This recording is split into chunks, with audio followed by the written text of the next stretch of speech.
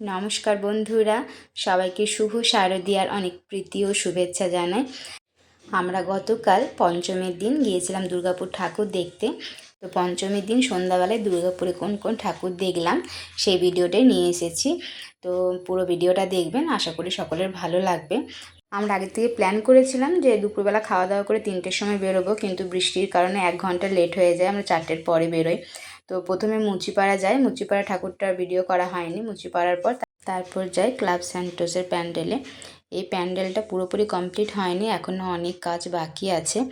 তাও এখানে আমরা চলে গেলাম, পুরো প্যান্ডেলটা দেখলাম এবং ঠাকুরও দেখলাম। এখানে টিয়া পাখির ওপরে একটা পাখির থিম করেছে, তো ওই জন্য মূর্তিটাতেও পাখির ডানা দেওয়া আছে। ক্লাব স্যান্টোসের পর আমরা চলে যাই সেক্টর 2C-তে। এখানে প্যান্ডেলটাও ভালো হয়েছিল। তো এখানে আবার আমাদের রানীগঞ্জের একজনের সাথে দেখা হয়েছিল, তো সেখানেও কিছু ফটোগ্রাফি করা হয়েছে।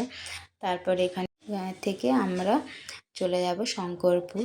তো এখানে আমরা লাইটের কাজগুলো ভিডিও করে যাচ্ছিলাম রাস্তাতে, বেশ ভালো লাগছিল। তো ভিডিওতে হয়তো এতটা ভালো আসছেনি। তারপরে আমরা পৌঁছে যাই এই যে শঙ্করপুরের প্যান্ডেল। তো সেটা ওই পুরীর জগন্নাথ মন্দিরের আদলে করা হয়েছে। এখানে প্রচণ্ড ভিড় ছিল। আমরা ভেবেছিলাম বিকেলের মধ্যে পৌঁছে গিয়ে সমস্ত ঠাকুর দেখে নেব, যাতে ফাঁকায় থাকতে পাই, ভিড়ের মধ্যে ঠেলাঠেলি না করে।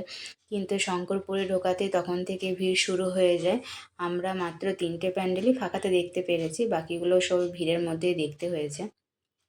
আর এই যে ভেতরটা, আর এই যে মূর্তি, এটা শঙ্করপুরের সবথেকে, দুর্গাপুরের মধ্যে এখনো পর্যন্ত মনে হয় এটাই সবথেকে বড় প্যান্ডেল। যদিও আমরা দুর্গাপুরের সব প্যান্ডেল দেখিনি, তাও এটাই সবচেয়ে বড় মনে হয়েছে। আর তারপর আমরা চলে গিয়েছিলাম ফুলঝোর। এটা হচ্ছে ফুলঝোরের প্যান্ডেল। ফুলঝোরের জায়গাটা যেহেতু কম, ওই জন্য এই প্যান্ডেলটা একই টাইপেরই আমার মনে হয় প্রত্যেকবারই লাগে।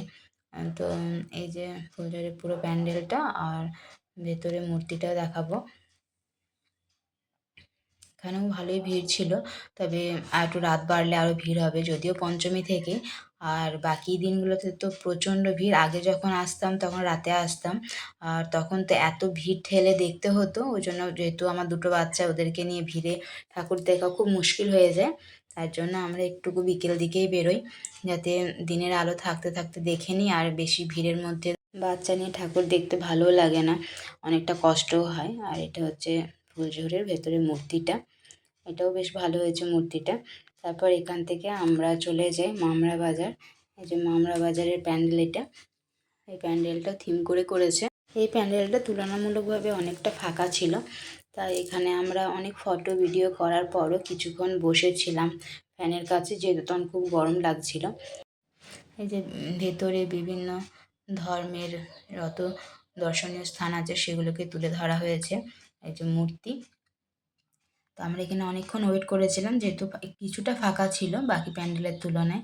আর এই ঠাকুরটা বিহু ভালো করে দেখতে পেয়েছে বলে বিহু এখানে বলছিল যে মা দুর্গা জয়, মা দুর্গা জয়। বলছে মা দুর্গা অসুরকে মেরে দিয়েছে, তার জন্য মা দুর্গা জয়। ও খুব আনন্দ পাচ্ছিল। তারপরে আমরা মামরা বাজার থেকে চলে যাই শেপকোতে। শেপকোর প্যান্ডেলটা দেখাবো। এখানে যে লাইটের কাজ ছিল, লাইটের কাজ ধরে আমরা যাচ্ছিলাম। তারপরে শেপকোর প্যান্ডেল, আর শেপকোর প্যান্ডেলের কাছেও প্রচণ্ড ভিড় ছিল। এই যে এখানে আবার 2টো গেট করে দিয়েছে, কম কম মানুষজন ঢোকাচ্ছে, তার জন্য অনেকটা লম্বা লাইন হয়ে যাচ্ছে আর খুব ভিড়। তাও এই ভিড়ের মধ্যে লম্বা লাইনের মধ্যে থেকে ঢুকলাম। এখানে বিদ্যাসাগরের থিমে করেছে প্যান্ডেলটা, বিদ্যাসাগর যা যা কাজ করেছে সেই ওপরে। আর এই যে ভেতরে যে মূর্তি। শেপকো কলোনির প্যান্ডেল দেখা হয়ে যাওয়ার পরে আমরা চলে যাই বুদ্ধবিহারে। এটা হচ্ছে গিয়ে বুদ্ধবিহারের বাইরেটা, আর ওটা ছিল বুদ্ধবিহারের মূর্তি। প্রথমে আগে মূর্তিটা দেখে নিয়েছিলাম বাইরের থেকে, তারপরে আবার ভেতরে প্যান্ডেলে ঢুকেছিলাম। এই যে এটা হচ্ছে ভেতরে, আর তার ভেতরে আছে মায়ের মূর্তি। এই প্যান্ডেলটাও ভালোই হয়েছে। আমরা মোটামুটি যতগুলো প্যান্ডেল দেখলাম সবগুলো বেশ ভালো লেগেছে, আর এখনও অনেকগুলো দেখা বাকি আছে, আর একদিনে পুরোটা দেখিনি। আবার আরেকদিন আসবো দুর্গাপুর, বাকি যেগুলো রইলো সেগুলো দেখতে। এগুলো আমাদের বাড়ি থেকে যেগুলো দূরে হচ্ছিল সেগুলো আগে দেখে নিলাম, আর যেগুলো একটু কাছে আছে সেই সব দুর্গাপুরের প্যান্ডেলগুলো দেখতে আরেকদিন দুর্গাপুর আসবো। আর লাস্ট এই যে সৃজনের প্যান্ডেলটা দেখলাম, তারপর এখান থেকে কিছু ফটোগ্রাফি করে ভিডিও করে তারপর সোজা বাড়ি চলে এসেছি। এবার রাতের খাবারটা আমরা বাইরে কিনে নিয়েছিলাম। আর আমাদের এই দুর্গাপুরের যে প্যান্ডেলগুলো আজকে দেখালাম সেই প্যান্ডেলের ভিডিওটা কেমন লাগলো অবশ্যই কমেন্ট করে জানাবেন। পাশে থাকবেন, আগামী দিনে আরও প্যান্ডেলের ভিডিও নিয়ে আসবো। ততক্ষণের জন্য টাটা, সবাই ভালো থাকবেন, সুস্থ থাকবেন। আবার দেখা হবে নেক্সট ভিডিওতে। আবার সবাইকে শুভ শারদীয়ার অনেক শুভেচ্ছা।